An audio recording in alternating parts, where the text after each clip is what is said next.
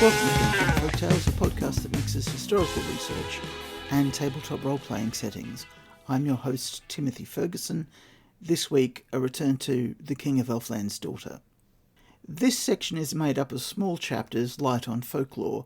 In the original plan, I'd cut these out, but having listened to it, it would make the story skip strangely, so I've included 4 brief chapters this time.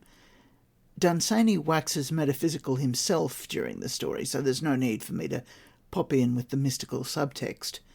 There are a couple of brief notes I'd like for you to recall when you hit the appropriate part of the story. Squirrel meat isn't much eaten in period English works. It's discussed a lot in North American frontier works, where people speak highly of it as sweet and nutty. That is presumably the grey squirrel rather than the red. Hedgehogs taste a bit like pork, but they are chewy. One way to cook them is to coat them in clay, bake them, and then crack the clay. This skins the hedgehog, removing the bristles. As I mentioned in the last episode, the withdrawal of Elfland affects the people who are at the border, and time in Elfland stops when the Elf King chooses not to act. Although this particular section is light on folklore, in the next section we see Orion's strong fairy blood virtue begin to manifest. Time for me to get out of the way and let Michelle Fry and her team sweep you away. Thanks again to the LibriVoxians. Chapter 12, The Unenchanted Plain. When Alveric understood that he had lost Elfland, it was already evening, and he had been gone 2 days and a night from Earl. For the second time he lay down for the night on that shingly plain whence Elfland had ebbed away, and at sunset the eastern horizon showed clear against turquoise sky, all black and jagged with rocks, without any sign of Elfland. And the twilight glimmered, but it was Earth's twilight, and not that dense barrier for which Alveric looked, which lies between Elfland and Earth. And the stars came out, and were the stars we know, and Alveric slept below their familiar constellations. He awoke in the birdless dawn, very cold, hearing old voices crying faintly far off, as they slowly drifted away, like the dreams going back to dreamland.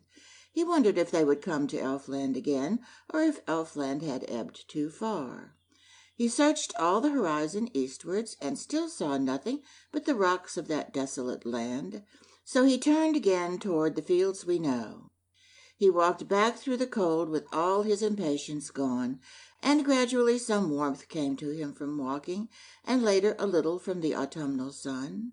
He walked all day, and the sun was growing huge and red when he came again to the leather worker's cottage. He asked for food, and the old man made him welcome. His pot was already simmering for his own evening meal, and it was not long before Alveric was sitting at the old table, before a dish full of squirrels' legs, hedgehogs, and rabbit's meat. The old man would not eat till Alveric had eaten, but waited on him with such solicitude that Alveric felt that the moment of his opportunity was come, and turned to the old man as he offered him a piece of the back of a rabbit and approached the subject of Elfland. "The twilight is further away," said Alveric. "Yes, yes," said the old man without any meaning in his voice, whatever he had in his mind. "When did it go?" said Alveric. "The twilight, master?" "Yes," said Alveric. "Ah, the twilight." "The barrier," said Alveric, and he lowered his voice, although he knew not why, "between here and Elfland." At the word Elfland, all comprehension faded out of the old man's eyes. "Ah." "Old man," said Alveric, "you know where Elfland has gone?" "Gone?" said the old man. That innocent surprise, thought Alveric, must be real, but at least he knew where it had been. It used to be only 2 fields away from his door. "Elfland was in the next field once," said Alveric. And the old man's eyes roved back into the past, and he gazed as it were on old days a while. Then he shook his head, and Alveric fixed him with his eye. "You knew Elfland!" he exclaimed. Still the old man did not answer. "You knew where the border was," said Alveric. "I am old," said the leather worker, "and I have no one to ask." When he said that, Alveric knew that he was thinking of his old wife, and he knew, too, that had she been alive and standing there at that moment, yet he would have had no news of Elfland. There seemed little more to say. But a certain petulance held him to the subject after he knew it to be hopeless. "Who lives to the east of here?" "To the east? Master, are there not north and south and west, that you needs must look to the east?" There was a look of entreaty in his face, but Alveric did not heed it. "Who lives to the east?" "Master, no one lives to the east," he answered, and that indeed was true. "What used to be there?" said Alveric, and the old man turned away to see to the stewing of his pot, and muttered as he turned, so that one hardly heard him. "The past," he said. No more would the old man say, nor explain what he had said. So Alveric asked him if he could have a bed for the night, and his host showed him the old bed he remembered across that vague number of years. And Alveric accepted the bed without more ado, so as to let the old man go to his own supper. And very soon Alveric was deep asleep, warm and resting at last, while his host turned over slowly in his mind many things of which Alveric had supposed he knew nothing. When the birds of our fields woke Alveric, singing late in the last of October, on the morning that reminded them of spring, he rose and went out of doors, and went to the highest part of the little field that lay on the windowless side of the old man's house towards Elfland. There he looked eastward, and saw all the way to the curved line of the sky the same barren, desolate, rocky plain that had been there yesterday and the day before. Then the leather worker gave him breakfast, and afterwards he went out and looked again at the plain. And over his dinner, which his host timidly shared, Alveric neared once more the subject of Elfland. And something in the old man's sayings or silences made Alveric hopeful that even yet he would have some news of the whereabouts of the pale blue elfin mountains.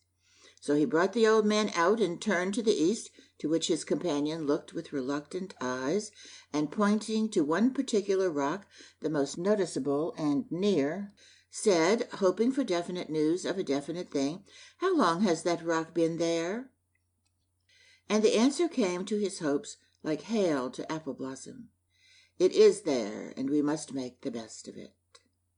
The unexpectedness of the answer dazed Alveric, and when he saw that reasonable questions about definite things brought him no logical answer, he despaired of getting practical information to guide his fantastic journey. So he walked on the eastward side of the cottage all afternoon, watching the dreary plain, and it never changed or moved. No pale blue mountains appeared, no Elfland came flooding back. And evening came, and the rocks glowed dully with the low rays of the sun, and darkened when it set, changing with all earth's changes, but with no enchantment of Elfland. And Alveric decided on a great journey. He returned to the cottage and told the leather worker that he needed to buy much provisions, as much as he could carry. And over supper they planned what he should have. And the old man promised to go next day among the neighbors, telling of all the things he would get from each, and somewhat more if God should prosper his snaring. For Alveric had determined to travel eastward till he found the lost land. And Alveric slept early and slept long, till the last of his fatigue was gone, which came from his pursuit of Elfland. And the old man woke him as he came back from his snaring. And the creatures that he had snared the old man put in his pot and hung it over his fire, while Alveric ate his breakfast. And all the morning the leather worker went from house to house amongst his neighbors, dwelling on little farms at the edge of the fields we know, and he got salted meats from some, bread from one, a cheese from another, and came back burdened to his house in time to prepare dinner. And all the provender that burdened the old man Alveric shouldered in a sack, and some he put in his wallet, and he filled his water bottle, and 2 more besides, that his host had made from large skins, for he had seen no streams at all in the desolate land, and thus equipped he walked some way from the cottage, and looked again at the land from which Elfland had ebbed. He came back satisfied that he could carry provisions for a fortnight.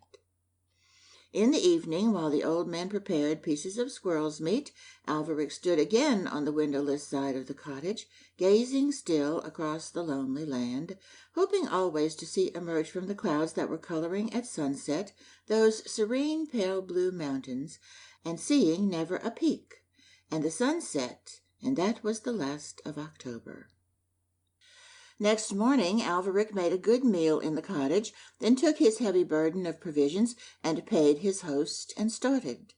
The door of the cottage opened toward the west, and the old man cordially saw him away from his door, with Godspeed and farewells, but he would not move round his house to watch him going eastward, nor would he speak of that journey.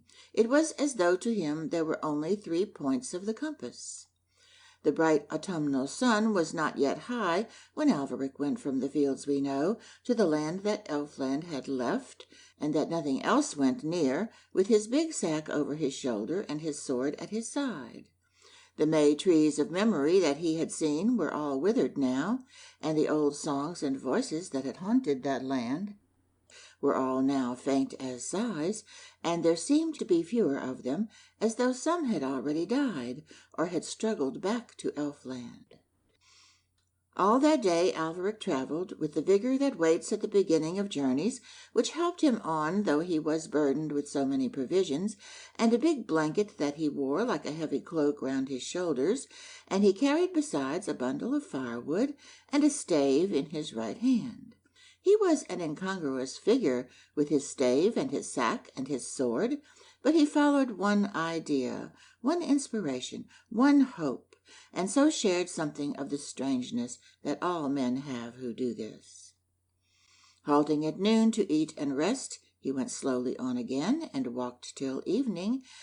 Even then he did not rest as he had intended, for when twilight fell and lay heavy along the eastern sky, he continually rose from his resting and went a little further to see if it might not be that dense, deep twilight that made the frontier of the fields we know, shutting them off from Elfland. But it was always earthly twilight until the stars came out, and they were all the familiar stars that look on earth. Then he lay down among those unrounded and mossless rocks, and ate bread and cheese, and drank water, and as the cold of night began to come over the plain, he lit a small fire with his scanty bundle of wood, and lay close to it with his cloak and his blanket round him, and before the embers were black he was sound asleep. Dawn came without sound of bird or whisper of leaves or grasses. Dawn came in dead silence and cold, and nothing on all that plain gave a welcome back to the light. If darkness had lain forever upon those angular rocks, it were better, Alveric thought, as he saw their shapeless companies sullenly glowing. Darkness were better now that Elfland was gone. And though the misery of that disenchanted place entered his spirit with the chill of the dawn, yet his fiery hope still shone, and gave him little time to eat by the cold black circle of his lonely fire before it hurried him onward easterly over the rocks.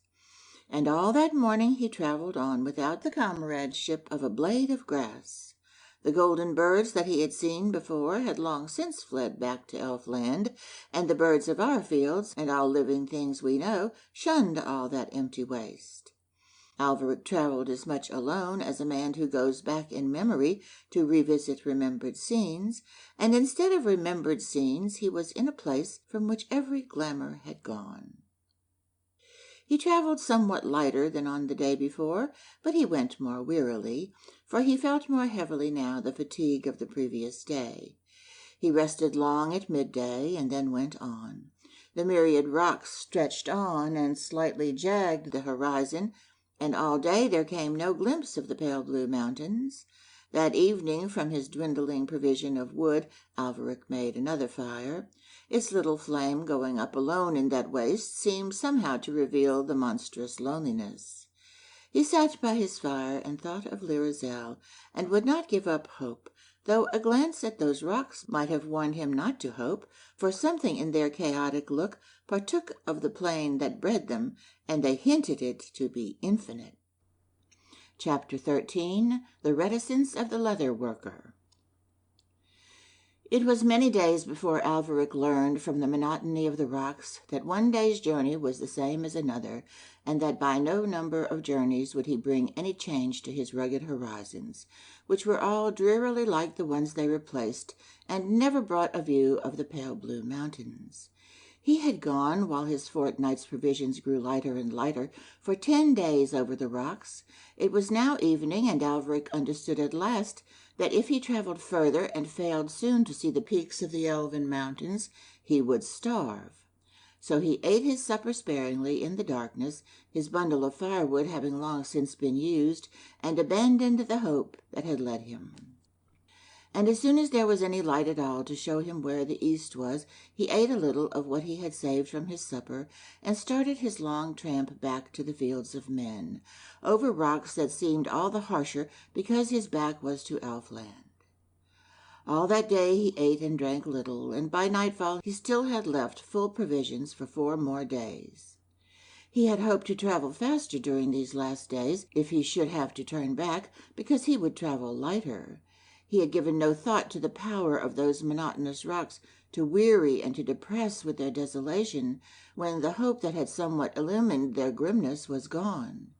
He had thought little of turning back at all, till the 10th evening came, and no pale blue mountains, and he suddenly looked at his provisions, and all the monotony of his homeward journey was broken only by occasional fears that he might not be able to come to the fields we know. The myriad rocks lay larger and thicker than tombstones, and not so carefully shaped, yet the waste had a look of a graveyard stretching over the world, with unrecording stones above nameless heads. Chilled by the bitter nights, guided by blazing sunsets, he went on through the morning mists, and the empty noons, and the weary, birdless evenings. More than a week went by since he had turned, and the last of his water was gone, and still he saw no sign of the fields we know, or anything more familiar than rocks that he seemed to remember, and which would have misled him northward, southward, or eastward, were it not for the red November sun that he followed, and sometimes some friendly star. And then at last, just as the darkness fell, blackening that rocky multitude, there showed westward over the rocks, pale at first against remnants of sunset, but growing more and more orange, a window under one of the gables of man. Alveric rose and walked towards it till the rocks in the darkness and weariness overcame him, and he lay down and slept. And the little yellow window shone into his dreams and made forms of hope as fair as any that came from Elfland. The house that he saw in the morning when he woke seemed impossible to be the one whose tiny light had held out hope and help to him in the loneliness. It seemed now too plain and common. He recognized it for a house not far from the one of the leather worker. Soon he came to a pool and drank. He came to a garden in which a woman was working early, and she asked him whence he had come. From the east, he said, and pointed, and she did not understand. And so he came again to the cottage from which he had started, to ask once more for hospitality from the old man who had housed him twice. He was standing in his doorway as Alveric came, walking wearily, and again he made him welcome. He gave him milk and then food, and Alveric ate and then rested all the day. It was not till evening he spoke. But when he had eaten and rested, and he was at the table again, and supper was now before him, and there was light and warmth, he felt all at once the need of human speech. And then he poured out the story of that great journey over the land where the things of man ceased, and where yet no birds or little beasts had come, or even flowers, a chronicle of desolation. And the old man listened to the vivid words and said nothing, making some comments of his own only when Alveric spoke of the fields we know. He heard with politeness, but said never a word of the land from which Elfland had ebbed.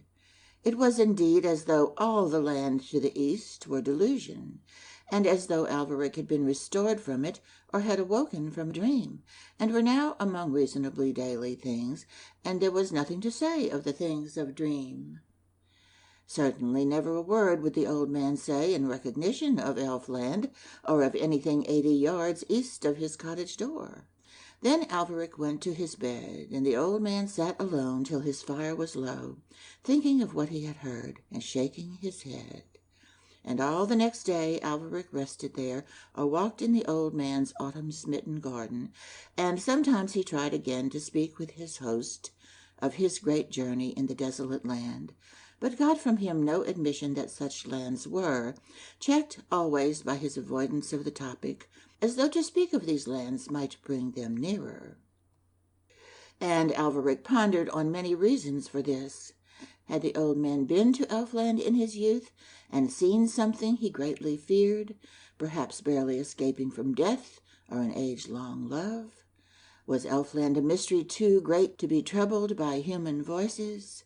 Did these folk dwelling there at the edge of our world know well the unearthly beauty of all the glories of Elfland, and fear that even to speak of them might be a lure to draw them whither their resolution barely perhaps held them back?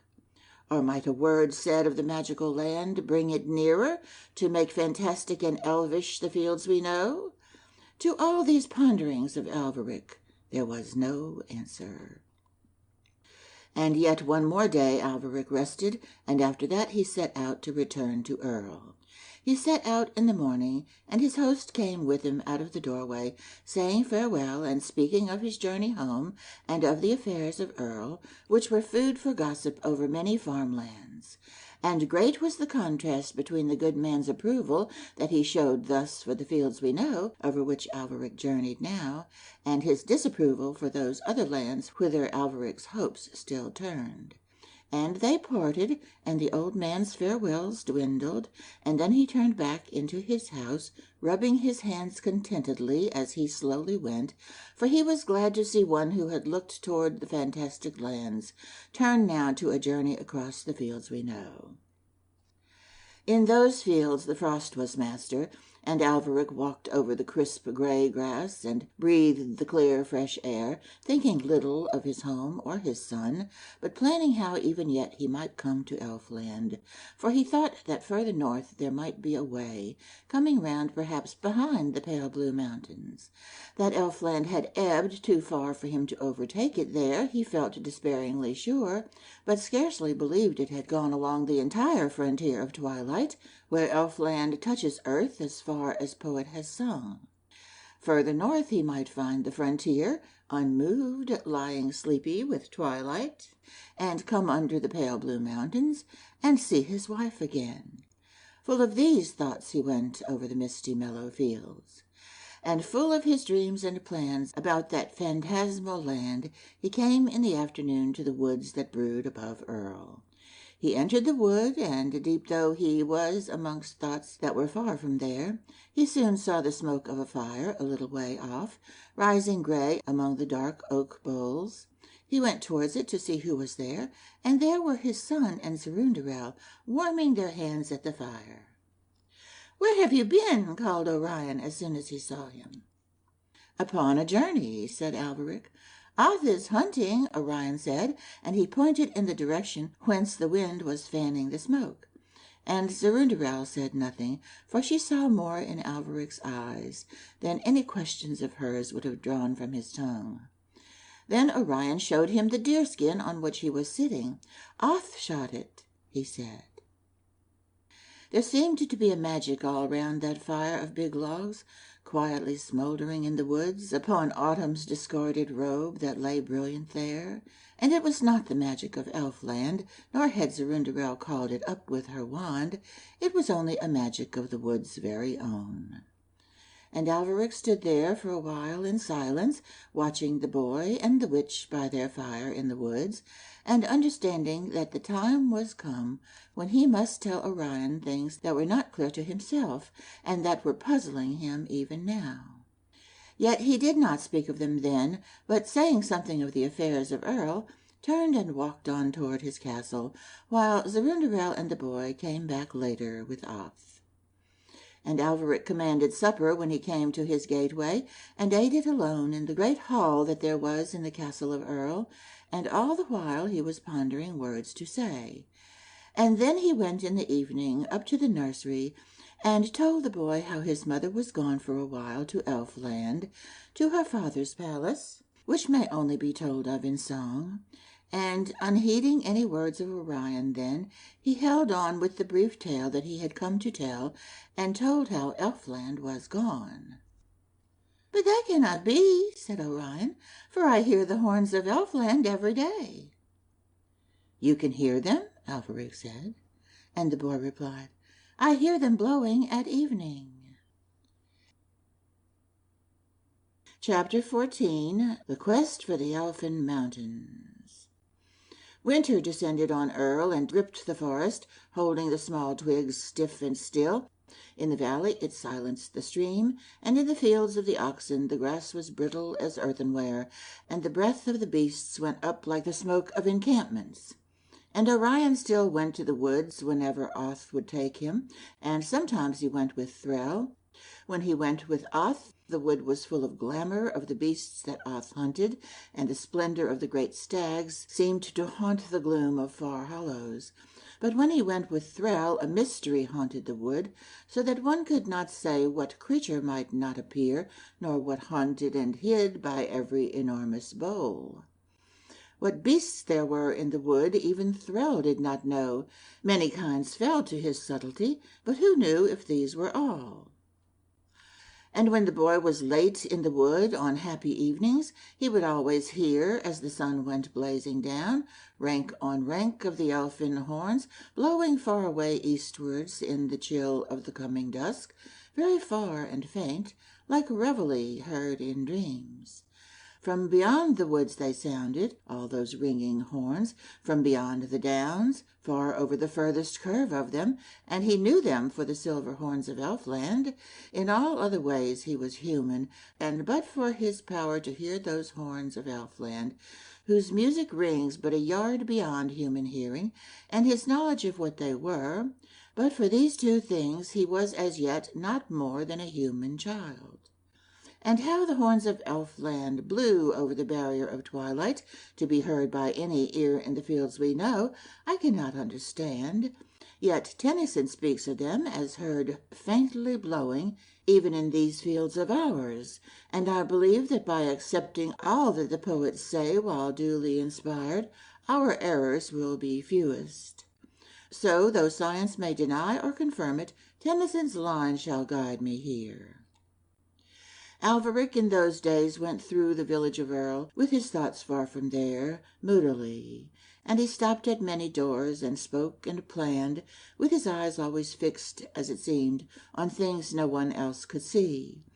He was brooding on far horizons, and the last over which was Elfland, and from house to house he gathered a little band of men. It was Alvaric's dream to find the frontier further north, to travel on over the fields we know, always searching new horizons, till he came to some place from which Elfland had not ebbed. To this he determined to dedicate his days.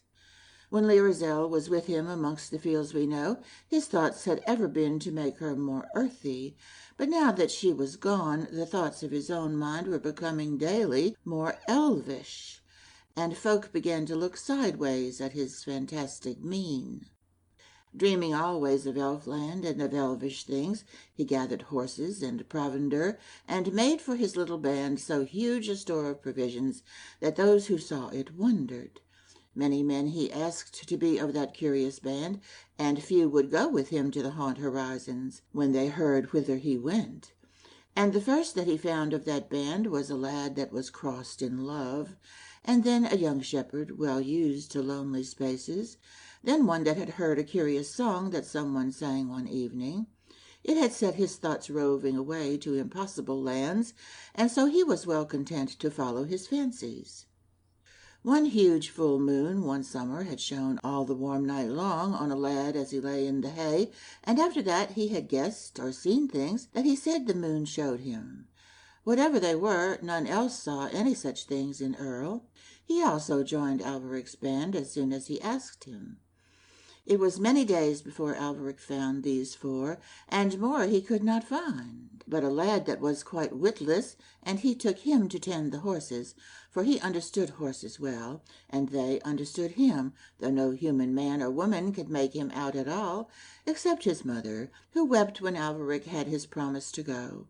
For she said that he was the prop and support of her age, and knew what storms would come, and when the swallows would fly, and what colors the flowers would come up from seeds she sowed in her garden, and where the spiders would build their webs, and the ancient fables of flies. She wept and said that there would be more things lost by his going than ever folk guessed in Earl.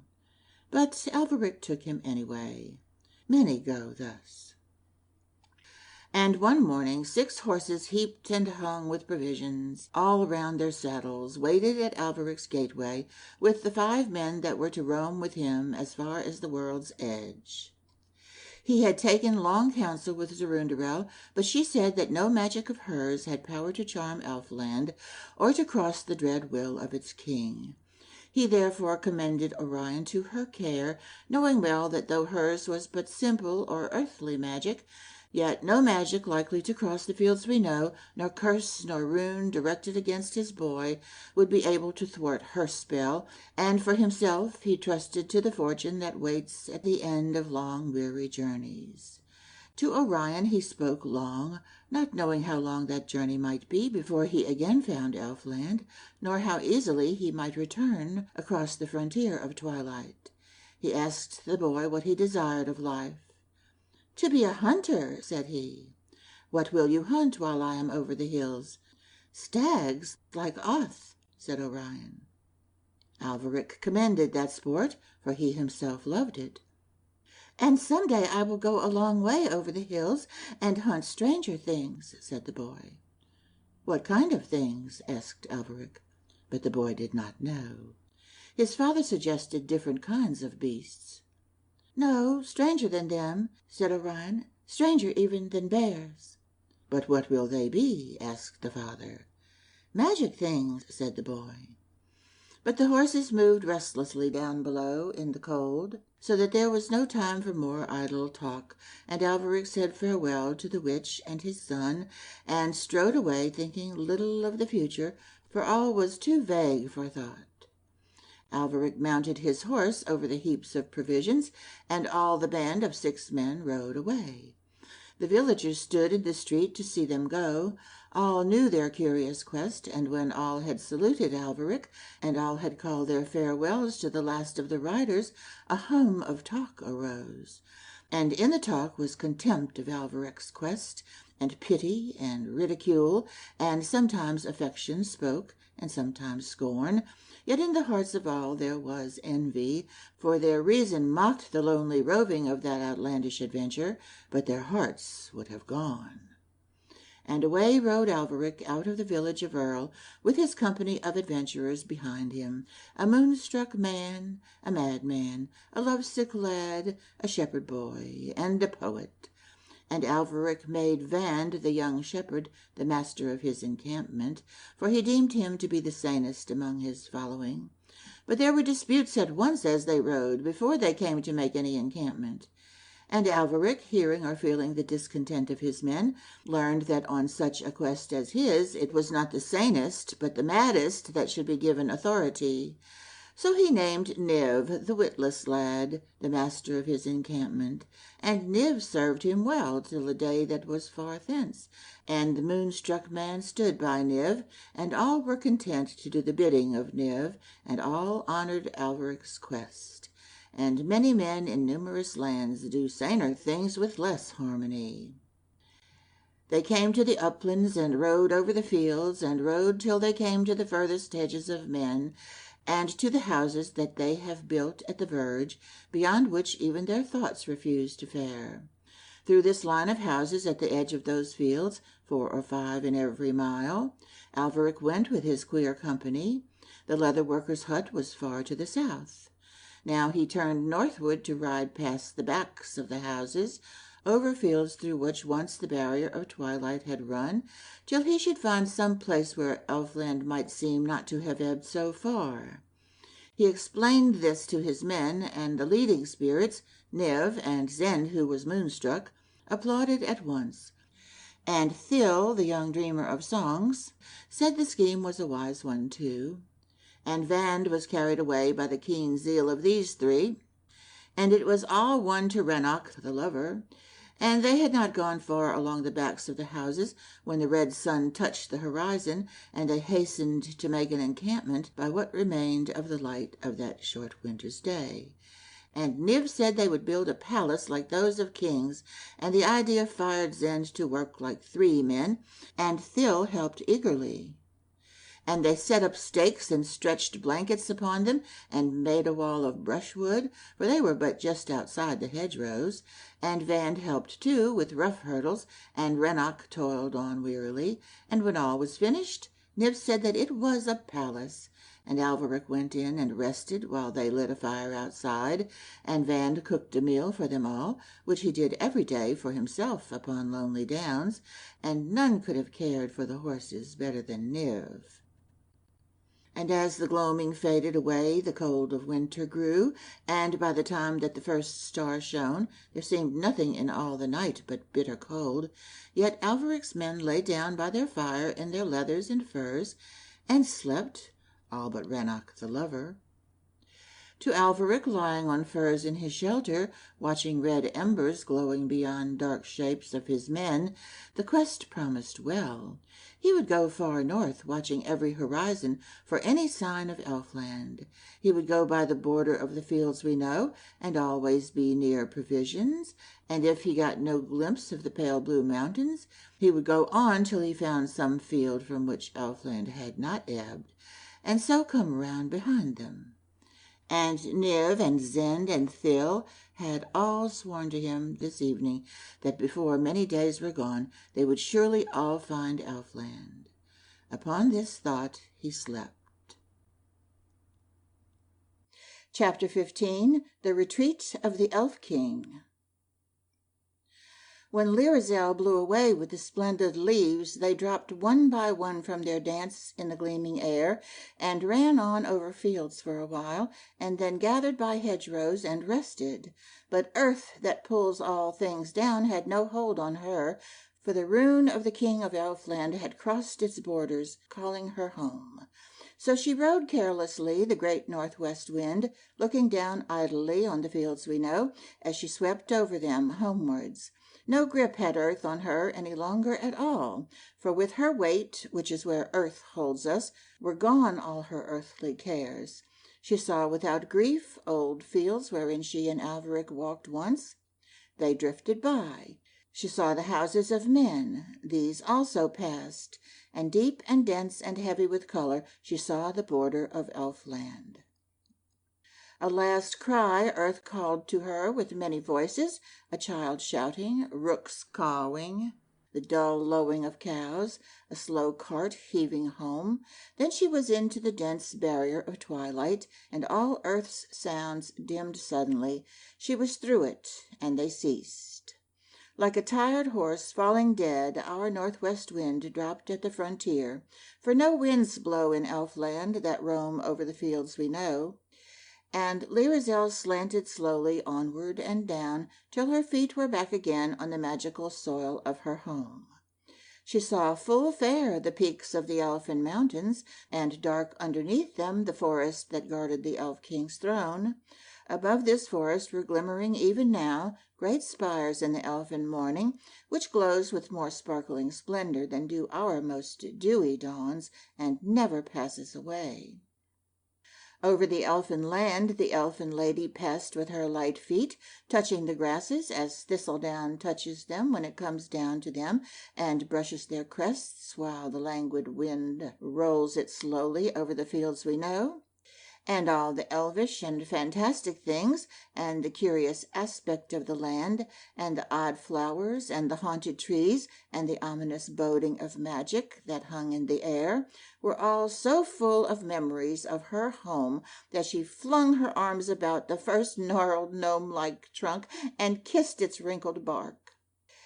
And so she came to the enchanted wood, and the sinister pines that guarded it, with the watchful ivy leaning over their branches, bowed to Lirazel as she passed. Not a wonder in that wood, not a grim hint of magic, but brought back the past to her as though it had scarcely gone. It was, she felt, but yesterday morning that she had gone away, and it was yesterday morning still. As she passed through the wood, the gashes of Alvaric's sword were yet fresh and white on the trees. And now a light began to glow through the wood, then flash upon flash of colors, and she knew they shone from the glory and splendor of flowers that girdled the lawns of her father. To these she came again, and her faint footprints that she had made as she left her father's palace, and wondered to see Alvaric there, were not yet gone from the bended grass and the spider's webs and the dew. There the great flowers glowed in the elfin light, while beyond them there twinkled and flashed, with the portal through which she had left it still open wide to the lawns, the palace that may not be told of, but only in song. Thither Lirazel returned, and the elf king, who heard by magic the tread of her soundless feet, was before his door to meet her. His great beard almost hid her as they embraced. He had sorrowed for her long through that elfin morning. He had wondered despite his wisdom. He had feared for all his runes. He had yearned for her as human hearts may yearn for all that he was of magic stock, dwelling beyond our fields. And now she was home again, and the elfin morning brightened over leagues of Elfland with the old elf king's joy, and even a glow was seen upon slopes of the elfin mountains. And through the flash and glimmer of the vast doorway they passed into the palace once more. The knight of the elf king's guard saluted with his sword as they went, but dared not turn his head after Lirazel's beauty. They came again to the hall of the elf king's throne, which is made of rainbows and ice, and the great king seated himself and took Lirazel on his knee, and a calm came down upon Elfland. And for long through the endless elfin morning nothing troubled that calm.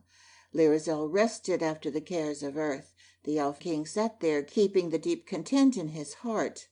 The knight of the guard remained at the salute, his sword's point downward still. The palace glowed and shone. It was like a scene in some deep pool beyond the sound of a city, with green reeds and gleaming fishes and myriads of tiny shells, all shining in the twilight on deep water, which nothing has disturbed through all the long summer's day. And thus they rested beyond the fret of time, and the hours rested around them, as the little leaping waves of a cataract rest when the ice calms the stream. The serene blue peaks of the elfin mountains above them stood like unchanging dreams. Then, like the noise of some city heard amongst birds in woods, like a sob heard amongst children that are all met to rejoice, like laughter amongst a company that weep, like a shrill wind in orchards amongst the early blossom, like a wolf coming over the downs where the sheep are asleep, there came a feeling in the elf king's mood that one was coming towards them across the fields of earth. It was Alvaric with his sword of thunderbolt iron, which somehow the old king sensed by its flavor of magic.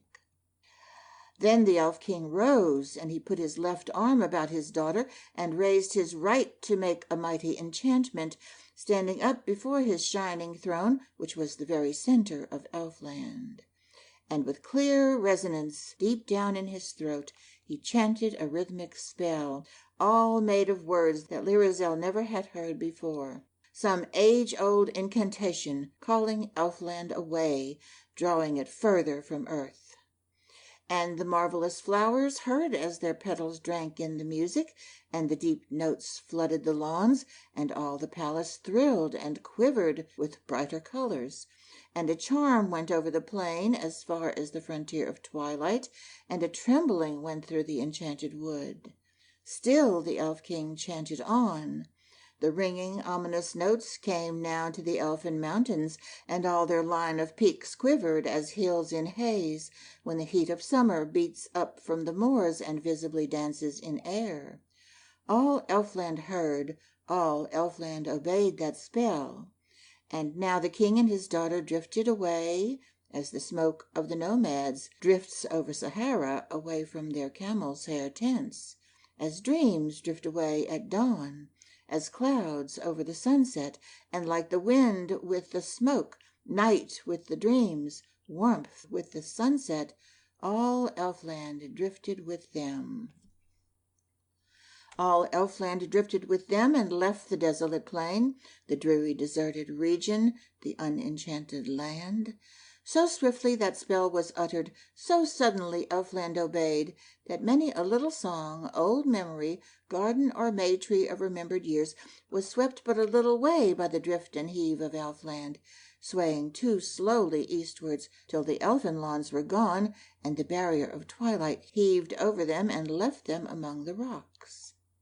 And whither Elfland went, I cannot say, nor even whether it followed the curve of the earth, or drifted beyond our rocks, out into twilight. There had been an enchantment near to our fields, and now there was none.